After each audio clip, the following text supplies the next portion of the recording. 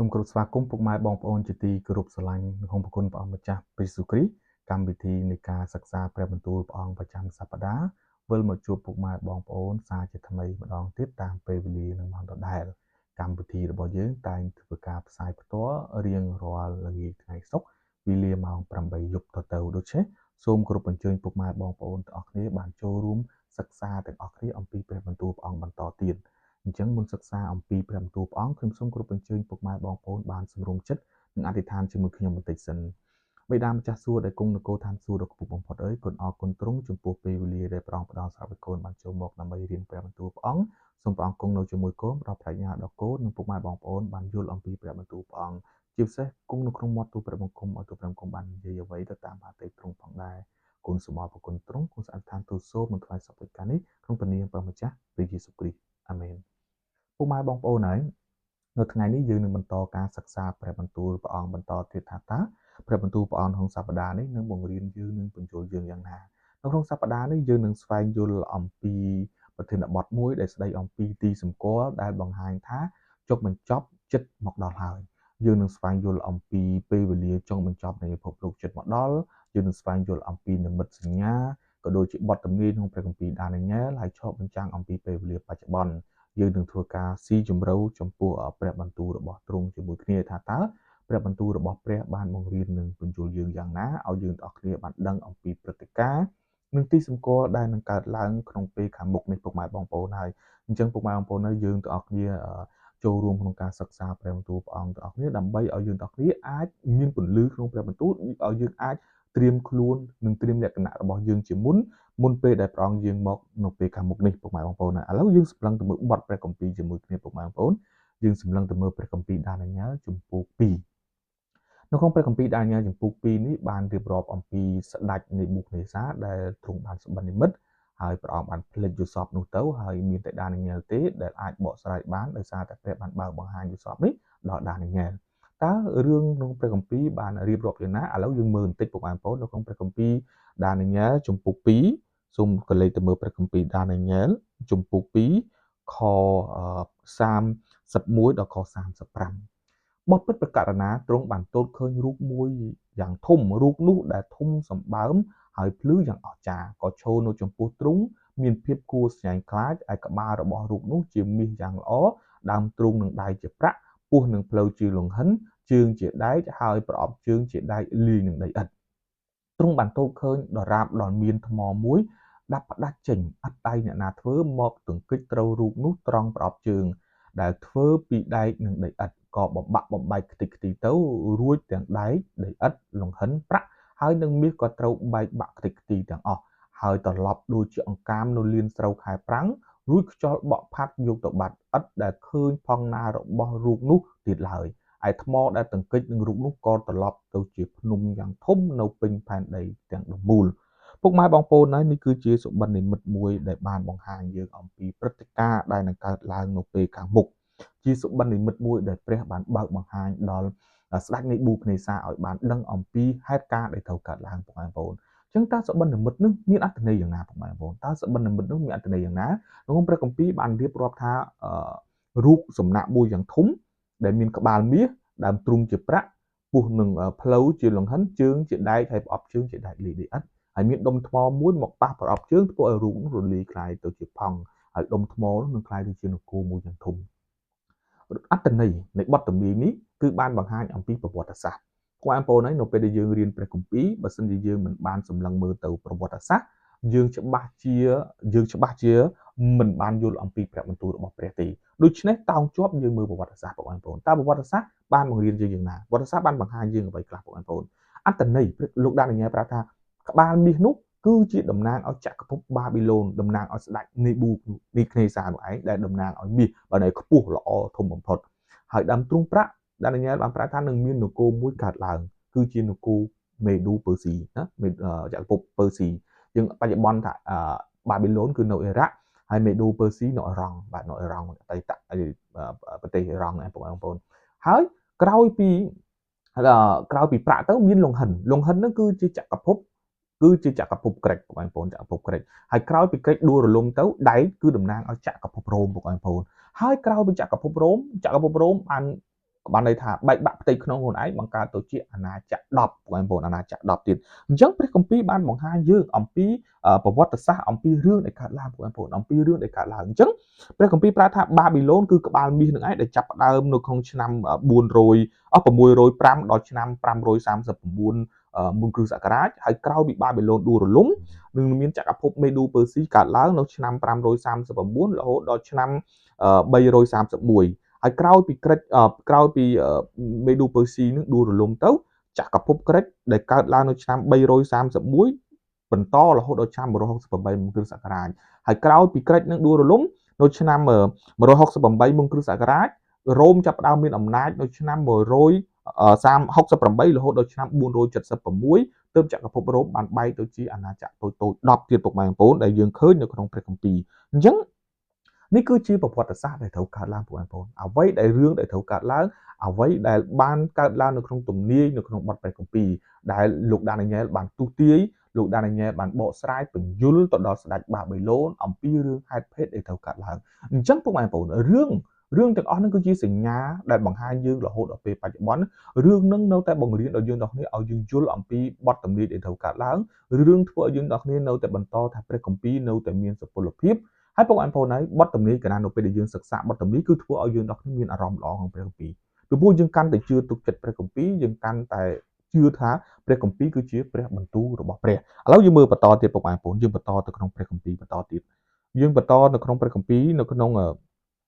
ព្រះគម្ពីរដានីយ៉ែលជំពូក3តើមានរឿងអីកើតឡើងនៅក្នុងព្រះគម្ពីរដានីយ៉ែលជំពូក3នេះពុកម៉ែបងប្អូនគឺមានរឿងហេតុភេទកើតឡើងពុកម៉ែបងប្អូននៅក្នុងព្រះគម្ពីរដានីយ៉ែលជំពូក3ខ12ដល់ខ13វាឯក្នុងពួកអ្នកដែលទ្រង់បានតាំងឡើងលើក្រសួងការខេត្តបាប៊ីឡូននោះមានពួកសាសយូដាខ្លះគឺសាស្រៈមេស័កនិងអាបេនេកោទាំង3អ្នកនេះបើពិតប្រការណាគេមិនបានស្ដាប់បង្គាប់ទ្រង់ទេគេក៏មិនទាំងគោរពប្រណិប័តដល់ព្រះនៃទ្រង់ឬថ្វាយបង្គំដល់រូបមាសដែលទ្រង់បានតាំងឡើងនោះដែរហេតុនោះនេប៊ូខនេសាទ្រង់បានមានស្អីក្រោធនិងស្ដីខូខើយ៉ាងក្រៃលែងក៏បង្គាប់ឲ្យគេនាំសាស្រៈមេស័កនិងអាបេនេកោដូច្នេះគេក៏នាំអ្នកទាំង3ចូលមកចំពោះស្ដេចបងប្អូនរឿងនឹងបានបង្រៀនយើងគេបងប្អូនរឿងនឹងបានបង្ហាញយើងគេខ្លះបងប្អូនហើយនៅពេលដែលលោកដានីយ៉ែលគាត់បានប្រាប់យូសបនោះដល់ស្ដេចបាប៊ីឡូនគាត់ភ្ញាក់ខ្លួនគាត់បានសរសើរដំកើងដល់ព្រះជាម្ចាស់ពីព្រោះព្រះជាម្ចាស់ជ្រាបគ្រប់រឿងទាំងអស់គាត់បានកោតខ្លាចដល់ព្រះហើយគាត់ក៏គិតថារឿងទាំងអស់ហ្នឹងគឺពិតជារឿងពិតមែនដែលព្រះនឹងបង្ហាញដល់គាត់ឲ្យឃើញអំពីអនាគតតែបងប្អូននៅគ្រាក្រោយបន្តិចស្រាប់តែស្ដេចនេប៊ូខនេសានេះបានធ្វើរូបសំណាកមួយដែលរូបហ្នឹងដូចអ្វីដែលគាត់យល់សពឃើញបងប្អូនគាត់ធ្វើអ្វីដូចជាគាត់យល់សពឃើញអញ្ចឹងដោយតែខុសបងប្អូនតែខុសអំពីលក្ខណៈនៅក្នុងរូបដែលគាត់បានឃើញពីព្រោះរូបដែលគាត់ឃើញមានក្បាលមាសដើមទ្រូងប្រាក់ផ្លូវលង្ហិនជើងដែកហើយប្រអប់ជើងជាដែកលីល្អិតតែស្ដេចនេប៊ូខនេសាមិនបានធ្វើរូបដូចជាអ្វីដែលគាត់បានឃើញអំពីលក្ខណៈនៃរូបនោះទេគាត់បានធ្វើរូបមួយពីមាសសុទ្ធបងប្អូនធ្វើរូបមួយពីមាសសុទ្ធហើយឲ្យមនុស្សក្រាបថ្វាយបង្គំដល់រូបនោះហើយអ្នកណាដែលមិនក្រាបថ្វាយបង្គំនឹងត្រូវសម្លាប់ណាត្រូវសម្លាប់អញ្ចឹងដោយសាស្រៈមេស័កនិងអាបេនេកោអញ្ចឹងគាត់អត់ព្រមក្រាបថ្វាយបង្គំរូបនោះទេហើយគាត់ក៏ត្រូវបានស្ដេចនេប៊ូខនេសាចាប់យកបោះទៅដុតក្នុងភ្លើងទាំងរូបបងប្អូនរឿងទាំងអស់នេះហេតុអីបានរឿងទាំងអស់នេះបានកើតឡើងបងប្អូនពីព្រោះស្ដេចនេប៊ូខនេសាគាត់យល់ឃើញថាអ្វីដែលដានីយ៉ែលបានទូទាយគឺតាមរយៈរូបហ្នឹងគឺមានន័យថាការផ្លាស់ប្ដូរមួយកង់ទៅរហូតដល់អាណាចក្រគាត់រលាយអញ្ចឹងគាត់យល់ឃើញថាគាត់មិនចង់ឲ្យអាណាចក្រគាត់រលាយបងប្អូនគាត់អត់ចង់ឲ្យអាណាចក្រគាត់រលាយអញ្ចឹងបានជាគាត់ធ្វើរូបហ្នឹងតាំងពីដើមមកពីក្បាលរហូតដល់ចុងជើងគឺមាសទាំងអស់គាត់ចង់បានន័យថាម៉េចបងគឺចង់មានន័យថាអត់ឲ្យអាណាចក្រហ្នឹងផ្លាស់ប្ដូរទេបងប្អូនគាត់ចង់ឲ្យអាណាចក្ររបស់គាត់គឺធំថិតថេររហូតតាំងពីក្បាលមាសរហូតដល់ចុងជើងក៏ជាមាសដែរអត់ឲ្យដូរទៅជាប្រាក់ជាលង្ហិនជាដែកអីទេណានេះជាអ្វីដែលគាត់បានធ្វើគាត់បង្ខំពួកបងប្អូនឲ្យគេថ្វាយបង្គំរូបគាត់មានន័យថាឲ្យគេនឹងគោរពដល់អាណាចក្រគាត់ទុកជាអាណាចក្រមួយយ៉ាងធំដែលគ្មានការផ្លាស់ប្ដូរអាណាចក្រទេបងប្អូននេះគឺជារឿងមួយបានបង្ហាញយើងប្រាប់ថាស្ដេចនេប៊ូខនេសានេះកំពុងតែព្យាយាមបញ្ច្រាស់បទទំនាយរបស់ព្រះបងប្អូនធ្វើបញ្ច្រាស់អំពីបទទំនាយរបស់ព្រះឲ្យត្រូវកាត់ឡើងតែបងប្អូនមានអីកាត់ឡើងបងប្អូនមានអីកាត់ឡើងគឺអ្វីដែលស្ដេចនេប៊ូខនេសាចង់បានវាមិនដូចជាអ្វីដែលគាត់បានចង់បាននោះទេពីព្រោះព្រះជាម្ចាស់ព្រះអង្គជាព្រះនៃប្រវត្តិសាស្ត្រព្រះនៃចក្រវាលព្រះអង្គត្រូវតែធ្វើឲ្យការនោះកើតឡើងបងប្អូន ទៅធ្វើឲ្យការនោះកើតឡើងទោះឯងចង់យ៉ាងណាក៏ដោយពួកអ្នកឯងមិនមែនជាអ្នកកំណត់នៃចក្រវាលទេព្រះជាម្ចាស់ជាព្រះលើចក្រវាលអញ្ចឹងរឿងត្រូវតែកើតបងប្អូនរឿងត្រូវតែកើតអញ្ចឹងហើយបានជាស្ដេចនេប៊ូខនេសានេះមិនអាចបងប្អូនស្ដេចនេប៊ូខនេសានេះមិនអាចនឹងកែប្រវត្តិសាស្ត្របានទេតែព្រះជាម្ចាស់ព្រះអង្គជាព្រះនៃប្រវត្តិសាស្ត្រអញ្ចឹងរឿងត្រូវតែកើតឡើងបងប្អូនរឿងទៅកើតឡើងដូចជាក្នុងបទព្រះគម្ពីរអញ្ចឹងគាត់ធ្វើបានធ្វើរូបសំណាកហ្នឹងហើយបង្ខំឲ្យគេក្រាបថ្វាយបង្គំដល់រូបសំណាកហ្នឹងហើយណាមិនថ្វាយបង្គំត្រូវសម្លាប់បងប្អូនត្រូវសម្លាប់អញ្ចឹងនេះគឺជារឿងមួយដែលយើងអស់គ្នាអាចឃើញបានថាមនុស្សមិនអាចមានអំណាចលើព្រះជាម្ចាស់ទេមនុស្សមិនអាចមានអំណាចលើប្រវត្តិសាស្ត្រទេមនុស្សគ្មានអំណាចលើចក្រវាលទេតែព្រះជាម្ចាស់ព្រះអង្គគឺជាព្រះដែលគ្រប់គ្រងទាំងអស់ហើយរឿងទាំងអស់នោះនឹងកើតឡើងទោះឯងខំយ៉ាងណាក៏ដោយនោះនឹងមិនបានផលឡើយឥឡូវយើងបន្តបងប្អូនយើងបន្តនៅក្នុងព្រះគម្ពីរបន្តទៀតតើព្រះគម្ពីរបានបង្ហាញយើងយ៉ាងណាអំពីព្រះបន្ទូលរបស់ព្រះនៅក្នុងព្រះគម្ពីរដានីយ៉ែលចំពុក3មិញយើងបានបង្ឃើញហើយអំពីការបង្ខំឲ្យថ្វាយបង្គំរូបសំណាកការមិនថ្វាយបង្គំរូបសំណាករបស់សាស្រៈមេសៈនិងអាបេនេកោឥ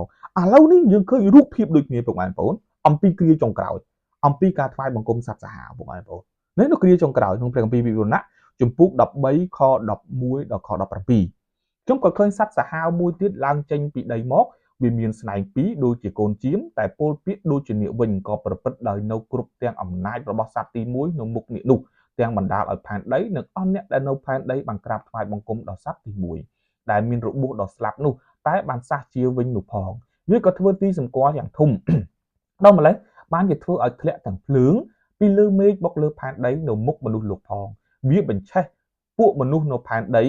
បញ្ឆោតមនុស្សនៅលើផែនដីដោយសារទីសម្គាល់ដែលវាមានអំណាចនឹងធ្វើនៅមុខសត្វនោះ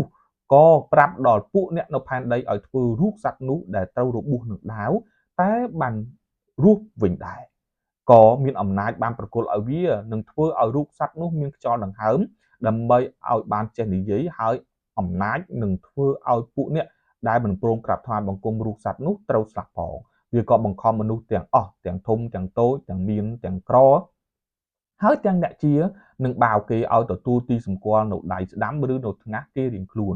ហើយមិនបើកឲ្យអ្នកណាមានច្បាប់នឹងទិញ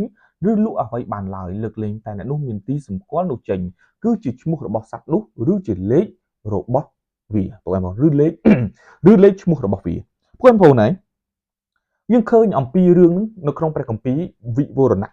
ព្រះគម្ពីរដានីយ៉ែលបានបង្ហាញយើងអំពីអំណាចរបស់ស្ដេចបាប៊ីឡូនបង្ខំមនុស្សឲ្យថ្វាយបង្គំចំពោះរូបសំណាកនោះនៅក្នុងព្រះគម្ពីរវិវរណៈបានបង្ហាញយើងប្រាប់ថាសត្វសាហាវក៏នឹងបង្ខំមនុស្សឲ្យថ្វាយបង្គំវាផងដែរនឹងទទួលទីសម្គាល់របស់វាផងដែរនៅថ្ងៃចុងក្រោយបងប្អូនអញ្ចឹងនៅថ្ងៃចុងក្រោយនេះអារក្សក៏នឹងបង្ខំឲ្យយើងជាពួកបរិសុទ្ធរបស់ព្រះទទួលយកទីសម្គាល់របស់វាផងដែរអ្វីទៅជាទីសម្គាល់របស់វាពុកម៉ែបងប្អូនអ្វីទៅជាទីសម្គាល់របស់វាយើងមិនទាន់ដឹងថាតើរឿងនឹងមានអីកើតឡើងតែយើងគាត់ដឹងថាវានឹងបង្ខំឲ្យទទួលទីសម្គាល់របស់វាអញ្ចឹងយើងនឹងស្វែងយល់ថាអ្វីជាទីសម្គាល់របស់សត្វសាហាវពុកម៉ែបងប្អូននឹងកើតឡើងអញ្ចឹងបន្តិចទៀតយើងនឹងស្វែងយល់អំពីចំណុចហ្នឹងតែឥឡូវយើងឃើញអំពីចំណុចនេះពុកម៉ែបងប្អូនហើយតើពុកម៉ែបងប្អូនទទួលយករបស់សត្វសាហាវនឹងទេពុកម៉ែបងប្អូនតើពុកម៉ែបងប្អូនទទួលយកការថ្វាយបង្គំសត្វសាហាវនេះទេសាស្រៈមេសៈនិងអាបេនេកោមិនទទួលយកអំណាចរបស់ស្ដេចបាប៊ីឡូនដែលបានបង្ខំឲ្យពួកគាត់ថ្វាយបង្គំរូបសំណាកនោះទេចុះនៅថ្ងៃចុងក្រោយបើសិនជាសត្វសាហាវនោះបានបង្ខំឲ្យពុកម៉ែបងប្អូនទទួលយកទីសម្គាល់របស់វាតើពុកម៉ែបងប្អូនទទួលយកដែរឬទេនេះពុកម៉ែបងប្អូនអញ្ចឹងត្រូវពិចារណាព្រោះរូបភាពនេះនឹងកើតឡើងម្ដងទៀតវានឹងបង្ខំយើងទាំងអស់គ្នាម្ដងទៀតណាបង្ខំយើងទាំងអស់គ្នាម្ដងទៀតនៅថ្ងៃចុងក្រោយនេះអញ្ចឹងបានន័យថារូបភាពនេះនឹងកើតឡើងដដែលតែយើងត្រូវមើលគំរូវីរៈភាពរបស់សាស្រៈមេសៈនិងអាបេនេកោដែលគាត់មិនបានថ្វាយបង្គំរូបសត្វនោះទេអញ្ចឹងនៅចំណែកយើងទាំងអស់គ្នាបងប្អូនតើយើងទាំងអស់គ្នានេះថ្វាយបង្គំសត្វសាហាវដែរឬទេនៅថ្ងៃចុងក្រោយអញ្ចឹងបងប្អូនអញ្ចឹងយើងត្រូវពិចារណាអំពីចំណុចទាំងអស់គ្នាឥឡូវយើងមើលព្រះគម្ពីរទៀតបងប្អូនយើងមើលព្រះគម្ពីរបន្តទៀតថាតើព្រះគម្ពីរបានបង្ហាញយើងយ៉ាងណាអំពីរឿងទាំងអស់នេះដែលត្រូវកាត់ឡើងបងប្អូនរឿងដែលត្រូវកាត់ឡើងអញ្ចឹងព្រះគម្ពីរប្រាប់យើងថាអំពីការវាយប្រហារពួកជំនុំដំបូងបងប្អូនអញ្ចឹងសត្វសាហាវហ្នឹងវាចាប់ផ្ដើមតាំងពីពេលណាវាសត្វសាហាវហ្នឹងវាចាប់ផ្ដើមតាំងពីចំនួនដែលព្រះយេស៊ូវព្រះអង្គបានយាងទៅនគរឋានសួគ៌វាចាប់ផ្ដើមធ្វើការហ្នឹងបងប្អូនក្នុងព្រះគម្ពីរកិច្ចការបានប្រាប់យើងបងប្អូនអាចមើលទៅក្នុងព្រះគម្ពីរកិច្ចការប្រាប់យើងថានៅគ្រានោះស្ដេចហេរ៉ូតទ្រង់លូកព្រះហស្ថទៅចាប់ធ្វើទុកដល់ពួកជំនុំខ្លះក៏សម្លាប់យ៉ាកុបជាបងយូហានដោយដាវផង លុះទ្រង់យល់ឃើញថាការនោះជាទីគាប់ចិត្តដល់ពួកសាសយូដានោះក៏ចាប់ពេត្រុសថែមទៀតរីឯនៅវេលានោះជាបុណ្យនំប៉័ងឥតដំបែពួកបងប្អូននៅក្នុងព្រះគម្ពីរបានប្រាប់យើងថានៅពេលនោះបងប្អូនហើយពួកបរិសុទ្ធរបស់ព្រះគឺត្រូវបានចាប់ផ្ដើមការធ្វើទុក្ខវេទនាពីស្ដេចបងប្អូនស្ដេចហេរ៉ូតបាទស្ដេចហេរ៉ូតបានចាប់ផ្ដើមធ្វើទុក្ខបៀតបៀនពួកបរិសុទ្ធរបស់ព្រះពួកសាវករបស់ព្រះជាម្ចាស់អញ្ចឹងចាប់ផ្ដើមនេះពួកបងប្អូនសម្លាប់ព្រះគម្ពីរប្រាប់យើងថាម៉េចគេចាប់ផ្ដើមសម្លាប់យ៉ាកុបជាបងយូហានហើយចាប់ពេត្រុសទៀតបងប្អូនតែពេត្រុសមានអីកាត់ឡើងបងប្អូនពេត្រុសព្រះបានដោះលែងគាត់ឲ្យរួចចេញពីគុកបងប្អូនហើយគាត់ក៏ទៅផ្សាយដំណឹងល្អទៅអធិដ្ឋានបន្តទៀតតែពួកបងប្អូនជីវិតរបស់យ៉ាកុបក៏មិនគេចផុតពីសេចក្តីស្លាប់ដែរបងប្អូនហើយជីវិតរបស់យ៉ាកុបក៏មិនអាចគេចចេញពីស្អីស្លាប់ដែរគាត់ត្រូវបានគេឆ្កាងប្រច្រាស់ជើងបងប្អូនចុងក្រោយត្រូវបានគេឆ្កាងប្រច្រាស់ជើងឆ្កាងប្រច្រាស់ជើងមានន័យថាព្រះយេស៊ូវព្រះអង្គសុគតព្រះអង្គប្រកេះព្រះអង្គគឺនៅខាងលើ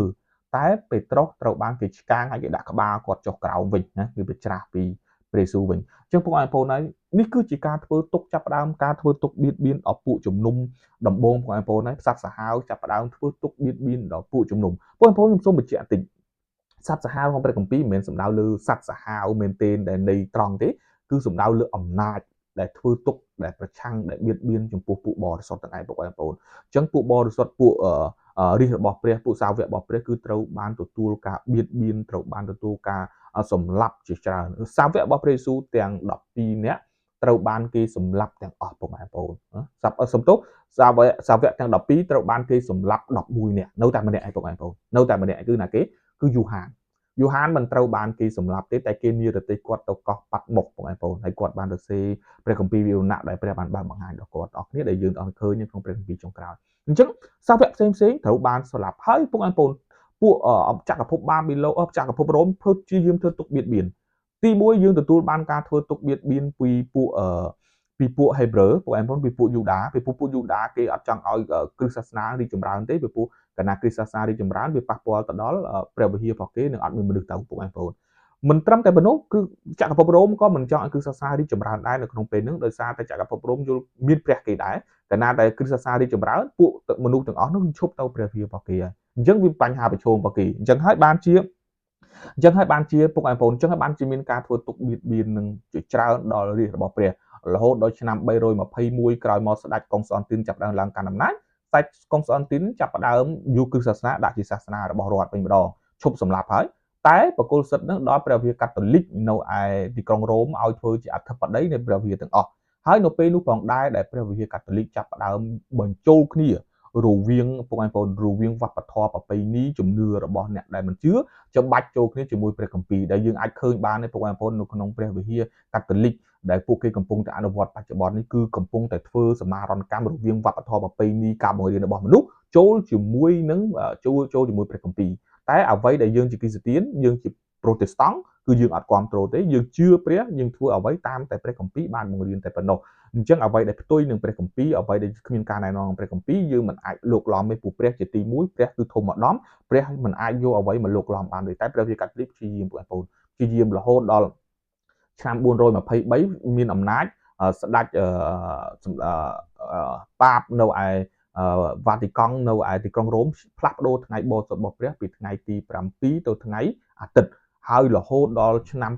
538ចាប់ផ្ដើមសម្លាប់អ្នកណាដែលប្រឆាំងនឹងព្រះវិហារកាតូលិកសម្លាប់រហូតដល់ឆ្នាំ1798ទើបស្ដេចមិនប្រហែលទើបស្ដេច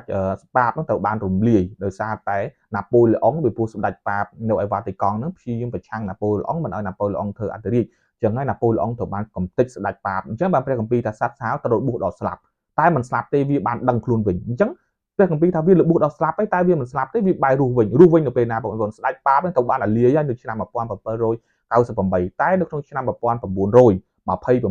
ស្រាប់តែគេបង្កើតប៉ាបឡើងវិញបងប្អូនគេបង្កើតប៉ាបឡើងវិញនៅឯអ៊ីតាលីហ្នឹងគេចាប់ផ្ដើមឲ្យមានប៉ាបអញ្ចឹងប៉ាបនោះស្ងាត់រាប់រយឆ្នាំហើយទើបតែមានវិញអញ្ចឹងព្រះគម្ពីរថាសត្វសាហាវនេះវាត្រូវរបួសដល់ស្លាប់តែវាបានសះជាឡើងវិញហើយផែនដីក៏អស្ចារ្យនឹងវាអញ្ចឹងបងប្អូនអញ្ចឹងនេះគឺជាអ្វីដែលព្រះគម្ពីរបានទូទីអំពីអំណាចសត្វសាហាវអញ្ចឹងសត្វសាហាវសំដៅទៅលើអំណាចលទ្ធិរបស់សាសនាឬក៏យើងអាចនិយាយបានថាអ្នកដែលប្រឆាំងនឹងព្រះឬក៏យើងអាចនិយាយមួយទៀតគឺសំដៅលើព្រះវិហារកាតូលិកនេះដែលព្យាយាមបងប្អូន ព្យាយាមឲ្យគ្រីស្ទបរិស័ទយើងនឹងគោរពតាមធ្វើតាមអ្វីដែលមិនមែនជាការបង្រៀនរបស់ព្រះគម្ពីរណាបងប្អូនអញ្ចឹងនេះយើងឃើញគំរូព្រះគម្ពីរហើយបងប្អូនហើយនៅថ្ងៃចុងក្រោយយើងនឹងទទួលបានការធ្វើទុកបៀតបៀនដូចគ្នាផងដែរឥឡូវយើងបន្តព្រះគម្ពីរទៀតបងប្អូនយើងបន្តព្រះគម្ពីរតើព្រះគម្ពីរបង្រៀនយើងយ៉ាងណាសត្វសាហាវនិងថ្ងៃសាបាតរបស់ព្រះខ្ញុំសូមជម្រាបពុកម៉ែបងប្អូនថាថ្ងៃសាបាតរបស់ព្រះហ្នឹងគឺជាថ្ងៃទី7នៃសប្តាហ៍ភាសាហេប្រឺហៅថាសាបាតដែលមានន័យថាជាថ្ងៃបរិសុទ្ធនៃសប្តាហ៍ដែលចាប់ផ្ដើមពីល្ងាចថ្ងៃសុក្ររហូតដល់ល្ងាចថ្ងៃសៅរ៍បងប្អូននេះគឺជាថ្ងៃសាបាតអញ្ចឹងតើមានរឿងអីកើតឡើងរវាងសត្វសាហាវនៅថ្ងៃសាបាតរបស់ព្រះបងប្អូននៅក្នុងព្រះគម្ពីរម៉ាថាយជំពូក12ខ9ដល់12យើងអាចមើលទាំងអស់គ្នាបន្តិចនៅក្នុងព្រះគម្ពីរហ្នឹងព្រះគម្ពីរសម្ដែងថាទ្រង់ក៏យាងចេញពីទីនោះចូលទៅក្នុងសាលាប្រជុំរបស់គេនោះឃើញមនុស្សម្នាក់មានដៃស្វិតហើយគេទូលសួរទ្រង់ថាតើមានច្បាប់នឹងប្រោសឲ្យជានៅថ្ងៃជប់សម្រាប់បានឬទេនេះគឺដើម្បីឲ្យតែបានរឿងចោទប្រកាន់ទ្រង់ប៉ុណ្ណោះតែទ្រង់ឆ្លើយថាបើអ្នកណាក្នុងពួកអ្នករាល់គ្នាមានជាមតែមួយហើយជាមនោះធ្លាក់ទៅក្នុងរណ្ដៅនៅថ្ងៃជប់សម្រាប់នោះតើមិនទៅចាប់ស្រង់វាមកទេឬអីឯមនុស្សតើមានតម្លៃលើសជាងជាមអំបលម៉ានទៅទៀតដូច្នេះមានច្បាប់ឲ្យធ្វើការល្អនៅថ្ងៃជប់សម្រាប់ដែររួចទ្រង់មានបន្ទូលទៅមនុស្សនោះថាចូលលាតដៃអ្នកទៅគាត់ក៏លាតហើយដៃនោះក៏បានជាដូចដៃម្ខាងកាលពួកផារីស៊ីបានចេញទៅក្រៅគេក៏ពិគ្រោះគ្នារកហេតុនឹងធ្វើឲ្យទ្រង់ត្រូវវិនិច្ឆ័យពួកបងប្អូនរឿងនេះបានបង្ហាញយើងមិនបងប្អូនរឿងនេះបានបង្ហាញយើងអំពីការបៀតបៀនព្រះយេស៊ូវតាមរយៈថ្ងៃសាបាតបងប្អូនតាមរយៈថ្ងៃសាបាតវាមានពួកអីនៅក្នុង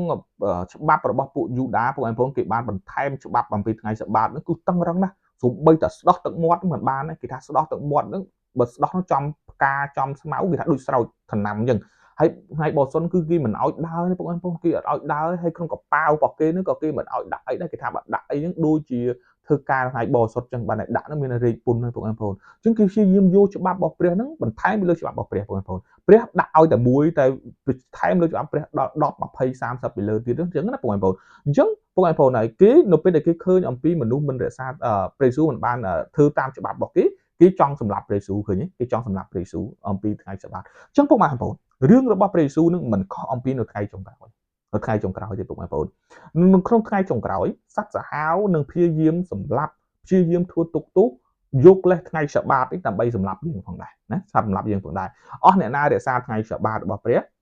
ពេលនោះសត្វសាហាវនឹងអីបងប្អូននឹងត្រូវតែសម្លាប់ផងដែរនឹងធ្វើទុកបៀតបៀនផងដែរបងប្អូនចាំបានក្នុងព្រះគម្ពីរវិវរណៈប្រាប់យើងបាញ់មិញទេវិវរណៈប្រាប់ថាម៉េចអ្នកណាដែលគ្មានទីសម្គាល់របស់សត្វសាហាវនោះអ្នកនោះនឹងត្រ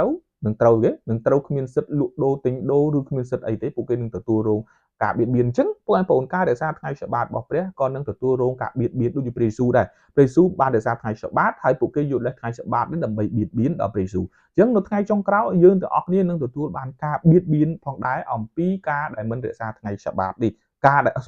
ារដែលយើងរក្សាថ្ងៃសាបាតនេះគេនឹងធ្វើទុកបៀតបៀនដល់យើងផងដែរណាពុកបងប្អូននៅថ្ងៃចុងក្រោយនេ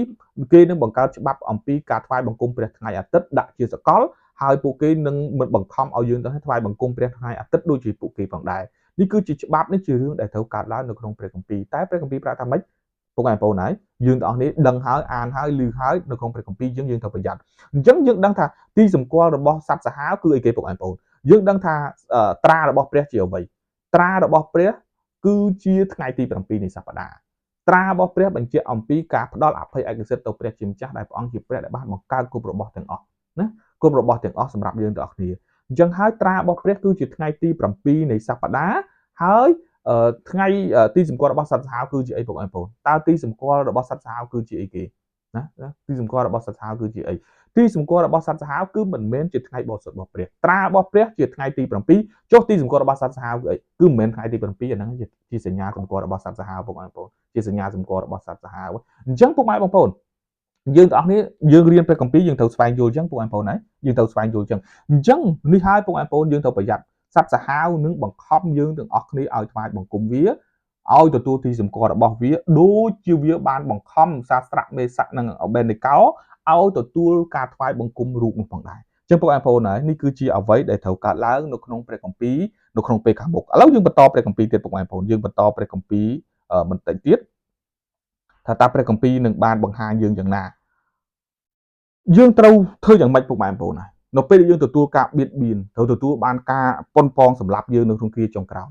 នៅព្រះគម្ពីរ ប្រាប់យើងថាចូលរស់នៅដោយសេចក្តីសង្ឃឹមនិងគ្រាអាសន្នដែលញ្ញាចំពុក3ខ16ដល់18តែសាស្រៈមេសៈនិងអបេនេកោទូលឆ្លើយដល់ស្ដេចថាបពិតព្រះករណបរិជានេប៊ូគ្នេសាយើងខ្ញុំមិនចាំបាច់ទូលឆ្លើយដល់ទ្រង់ពីដំណើរនោះទេបើជាយ៉ាងនោះមែននោះព្រះនៃយើងខ្ញុំដែលយើងខ្ញុំគោរពប្រណិប័តតាមទ្រង់អាចនឹងជួយឲ្យខ្ញុំរួចពីគុកភ្លើងដែលឆេះយ៉ាងសន្ធោសន្ធៅបានហើយបពិតព្រះករុណាព្រះអង្គនោះក៏នឹងជួយឲ្យយើងខ្ញុំបានរួចពីប្រហោះទ្រង់តែបើមិនជួយទេនោះសូមឲ្យទ្រង់ព្រះករុណាជ្រាបថាយើងខ្ញុំមិនព្រមគោរពតាមព្រះរបស់ទ្រង់ឡើយក៏មិនព្រមថ្វាយបង្គំដល់រូបមាសដែលទ្រង់បានតាំងឡើងនោះដែរពុកម៉ែបងប្អូនហើយនេះគឺជាអ្វីដែលស្ដេចបានធ្វើចំពោះអ្នកដែលមិនបានគោរពប្រណិប័តដល់ព្រះរបស់ខ្លួនណាដល់ព្រះរបស់ខ្លួនគឺព្រះមាសដែលខ្លួនបានធ្វើនឹងពុកឯងបងប្អូនអញ្ចឹងត្រូវចាប់សាស្រៈមេសៈបោះទៅក្នុងភ្លើងហើយស្ដេចផ្ដល់ឱកាសថាបើឯងថ្វាយអង្គមអញអត់ដុតទេតែសាស្រៈមេសៈថាម៉េចខ្ញុំគោរពព្រះរបស់ខ្ញុំមានអំណាចព្រះរបស់ខ្ញុំនឹងជួយខ្ញុំតែប្រសិនបើព្រះរបស់ខ្ញុំមិនជួយខ្ញុំក៏ខ្ញុំមិនថ្វាយបង្គំរូបសំណាករបស់ព្រះអង្គដែរពុកម៉ែបងប្អូនតើមានអីកើតឡើងចំពោះគាត់គឺភ្លើងមិនបានដុតបញ្ឆេះគាត់ទេព្រះជាម្ចាស់មកការពារឃុំគ្រងគាត់ដោយសួរទៅដោយព្រោះតែគាត់ជាអ្នកដែលស្មោះត្រង់ចំពោះសេចក្តីជំនឿបងប្អូននេះគឺជារឿងមួយលើកទឹកចិត្តនៅពេលដែលយើងជួបបញ្ហានៅពេលដែលយើងជួបអាសន្នបងប្អូនចូលយើងមើលគំរូសាស្ត្រមេសៈនៅអមេរិកស្មោះត្រង់ចំពោះស្អីជំនឿរហូតដល់ថ្ងៃស្អប់ស្មោះត្រង់ជំនឿមិនថ្វាយបង្គំមិនទទួលទីសម្គាល់របស់សត្វសាហាវរហូតដល់ថ្ងៃស្អប់រឿងនេះបានបង្រៀនយើងនៅក្នុងថ្ងៃចុងក្រោយពុកម៉ែបងប្អូនតែយើងទាំងអស់គ្នាជាគ្រីស្ទានត្រូវតែចូលមកមួនបងប្អូនអ្វីដែលខ្ញុំស្រឡាញ់បំផុតសម្ដីរបស់សាស្ត្រមេសៈនិងអមេរិកបងប្អូនគាត់ថាម៉េចព្រះរបស់ខ្ញុំនឹងជួយខ្ញុំតែប្រសិនបើព្រះរបស់ខ្ញុំមិនជួយខ្ញុំក៏ខ្ញុំមិនធ្វើអំពើបាបក៏ខ្ញុំមិនថ្វាយបង្គំរូបសំណាកដែរពុកម៉ែបងប្អូនហើយនេះជាឃ្លាយ៉ាងសំខាន់នេះជាឃ្លាយ៉ាងពិសេសដែលយើងជាគ្រីស្ទានត្រូវតែធ្វើត្រូវតែបដិញ្ញាចិត្តពុកម៉ែបងប្អូនត្រូវតែបដិញ្ញាចិត្តយើងជាគ្រីស្ទានត្រូវតែបដិញ្ញាចិត្តធ្វើយ៉ាងដូចនេះពីព្រោះអ្វីដែលព្រះគម្ពីរបានបង្រៀនយើងគឺទុកឲ្យយើងត្រៀមខ្លួននៅថ្ងៃចុងក្រោយដែលនឹងធ្វើការបៀតបៀនដល់យើងផងដែរនឹងធ្វើការបៀតបៀនដល់យើងផងដែរអញ្ចឹងពុកម៉ែបងប្អូនត្រូវត្រៀមខ្លួនពេលវេលានឹងទីសម្គាល់នៃការបញ្ចប់ពិភពលោកកំពុងជិតមកដល់ហើយយើងទាំងអស់គ្នានឹងទទួលការបៀតបៀនពីអស់អ្នកដែលមិនសប្បាយចិត្តជាមួយយើងទាំងអស់គ្នាចង់ធ្វើទុកយើងជាគ្រីស្ទានចង់ធ្វើទុកដល់យើងដែលព្រោះយើងរក្សាថ្ងៃសាបាតរបស់ព្រះចង់ឲ្យយើងទាំងអស់គ្នានេះថ្វាយបង្គំទទួលទីសម្គាល់របស់សត្វសាហាវយើងទាំងអស់គ្នាត្រូវតែត្រៀមខ្លួនបងប្អូនត្រៀមខ្លួនស្មោះត្រង់ស្អីជំនឿដូចជាសាស្ត្រមេសៈនិងអបេនេកោអញ្ចឹងស្មោះត្រង់រហូតដល់ថ្ងៃស្លាប់មិនក្រាបថ្វាយបង្គំរូបមាសនោះទេដូចយើងទាំងអស់គ្នាផងដែរថ្ងៃចុងក្រោយក៏យើងមិនក្រាបថ្វាយបង្គំចំពោះសត្វសាហាវទទួលទីសម្គាល់របស់សត្វសាហាវផងដែរយើងនៅតែរក្សាថ្ងៃសាបាតរបស់ព្រះជាម្ចាស់បងប្អូនហើយសេចក្តីអំពាវនាវចុងក្រោយពុកបងប្អូនក្រោយពីយើងបានសិក្សាមេរៀននេះជាមួយគ្នាយើងដឹងថាពេលវេលានៅថ្ងៃចុងក្រោយរបស់ព្រះបានជិតមកដល់ហើយអ្វីនឹងកើតឡើងនៅពេលខាងមុខគេនឹងបង្ខំយើងទាំងអស់គ្នាគេនឹងធ្វើទុកបៀតបៀនដល់យើងទាំងអស់គ្នាចូលយើងរក្សាស្អីជំនឿរបស់យើងចំពោះព្រះជាម្ចាស់ចូលជឿទៅលើព្រះយេស៊ូវបងប្អូនចូលជឿទៅលើព្រះយេស៊ូវពីព្រោះព្រះយេស៊ូវព្រះអង្គជាម្ចាស់នៃប្រវត្តិសាស្ត្រព្រះអង្គជាមេលើទាំងអស់ជាព្រះអង្គជាព្រះនៃចក្រវាឡយើងទាំងអស់គ្នាជាមនុស្សមិនអាចកែប្រែប្រវត្តិសាស្ត្រដោយស្ដេចនីប៊ូខនេសាចង់ធ្វើបាននោះទេតែមានតែព្រះតែប៉ុណ្ណោះដែលអាចគ្រប់គ្រងលើប្រវត្តិសាស្ត្រទ្រង់ជាព្រះលើអស់ទាំងព្រះព្រះដែលមានអំណាចគ្រប់ទាំងអស់ទី2ពុកម៉ែបងប្អូនចូលរឹងមាំក្នុងសេចក្តីជំនឿពុកម៉ែបងប្អូនហើយយើងមើលគំរូសាស្ត្រមេសៈនិងអបេនេកោគាត់មានមូលដ្ឋានជំនឿរបស់គាត់ច្បាស់លាស់គាត់ស្មោះត្រង់ចំពោះព្រះជាម្ចាស់គាត់ជឿទៅលើព្រះទោះមានរឿងហេតុភេទកើតឡើងយ៉ាងណាក៏ដោយចូលស្មោះត្រង់ចំពោះព្រះជាម្ចាស់ពេលដែលពុកម៉ែបងប្អូនទទួលការបៀតបៀនសូគិតដោយសាស្ត្រមេសៈអញ្ចឹងព្រះរបស់ខ្ញុំនឹងជួយខ្ញុំតែប្រសិនជាព្រះរបស់ខ្ញុំមិនជួយខ្ញុំក៏ខ្ញុំមិនធ្វើអំពើបាបក៏ខ្ញុំមិនធ្វើអ្វីដែលប្រឆាំងនឹងព្រះផងដែរនេះគឺជាអ្វីដែលយើងត្រូវទន្ទឹងចាំពុកបងប្អូនហើយសម្រាប់យើងទាំងអស់គ្នានៅពេលដែលយើងជួបសេចក្តីបៀតបៀនទី3ពុកបងប្អូនចូលគោរពរក្សាថ្ងៃសាបាតរបស់ព្រះថ្ងៃសាបាតរបស់ព្រះគឺជាសញ្ញានៃស្អីស្រឡាញ់ចំពោះព្រះបញ្ជាក់អំពីការយើងថ្វាយបង្គំព្រះអធិការព្រះដែលបានបង្កើតពិភពលោកព្រះដែលបានសង្គ្រោះយើងរួចផុតពីអំពើបាបព្រះបានសគត់នៅលើឈើឆ្កាងលោកបាបដល់យើងទាំងអស់គ្នាការថ្វាយបង្គំព្រះថ្ងៃសាបាតនេះគឺជាការឲ្យឯកភាពដល់ព្រះបើសិនជាយើងមិនថ្វាយបង្គំព្រះដែលបានបង្កើតយើងទេយើងមានតែថ្វាយបង្គំសត្វសាហាវអញ្ចឹងបងប្អូនណាចូលរក្សាថ្ងៃសាបាតថ្ងៃសាបាតនេះគឺជារឿងមួយដែលអរិយនឹងប្រើជាឧបករណ៍ដើម្បីបៀតបៀនយើងនៅថ្ងៃចុងក្រោយផងដែរពួកបងប្អូនហើយព្រះគម្ពីរដានីយ៉ែលជំពូក3:25ទេវតាបានការពារសាស្ត្រមេសៈនិងអបេនេកោដូច្នេះពួកបងប្អូនកុំខ្លាចព្រះនៅជាមួយពួកបងប្អូនចូលរឹងមាំចំពោះសេចក្តីជំនឿពួកបងប្អូនហើយព្រះនៅជាមួយយើងព្រះនៅជាមួយយើងព្រះនៅការពារយើងព្រះនៅថែរក្សាយើងចូលស្មោះត្រង់ចំពោះព្រះដើរជាមួយព្រះកុំខ្លាចបងប្អូនចំពោះស្អីល្បួងពេលវេលានៅថ្ងៃចុងក្រោយចិត្តមកដល់ហើយអញ្ចឹងចូលត្រៀមខ្លួនបងប្អូនជំនឿបងប្អូនចូលត្រៀមខ្លួនស្អីជំនឿឲ្យបានជាប់លាប់មែនទែន ចឹងកម្មវិធីនៃការសិក្សាព្រះបន្ទូលព្រះអង្គក៏ឈានដល់ទីបញ្ចប់តែមុនបញ្ចប់ខ្ញុំសូមគោរពអញ្ជើញពុកម៉ែបងប្អូនបានសូមចេះអធិដ្ឋានជាមួយខ្ញុំបន្តិចសិន ម្ដាម្ចាស់សួគ៌ដែលគង់នគរឋានសួគ៌អីគុណអរគុណទ្រង់ចំពោះព្រះបន្ទូលព្រះអង្គថ្ងៃនេះដែលធ្វើទូព្រះបង្គំបានយល់អំពីពេលវេលានៅថ្ងៃចុងក្រោយកំពុងតែគៀបមកដល់ហើយនិងបានយល់អំពីការធ្វើទុកបៀតបៀននៅថ្ងៃចុងក្រោយផងដែរព្រះអង្គឲ្យសូមព្រះអង្គជួយបន្ថែមស្អីជំនឿរបស់កូនឲ្យកូនបានមានស្អីជំនឿរឹងមាំដោយសាស្រៈមេសៈនិងអបេនកោដើម្បីឲ្យកូនបានរក្សាសេចក្តីជំនឿនិងដើរតាមផ្លូវរបស់ទ្រង់ជានិច្ចនិរន្តរ៍កុំឲ្យទូព្រះបង្គំបានផ្លាត់ចេញពីទ្រង់ផងដែរសូមព្រះអង្គបានការពារថែរក្សាពុកម៉ែបងប្អូនអស់ឲ្យបានជាប់លាប់ក្នុងស្អីជំនឿជាពិសេសគឺការរក្សាថ្ងៃសបាតរបស់ព្រះឲ្យបានគង់វង្សដើម្បីកុំឲ្យទូព្រះបង្គំបានទទួលទីសម្គាល់របស់សត្វសាហាវផងដែរគុណអរគុណទ្រង់គុណសូមអធិដ្ឋានបញ្ចប់ការសិក្សាព្រះបន្ទូលព្រះអង្គប្រចាំសប្តាហ៍នេះក្នុងព្រះនាមព្រះម្ចាស់ព្រះយេស៊ូវគ្រីស្ទអាមែន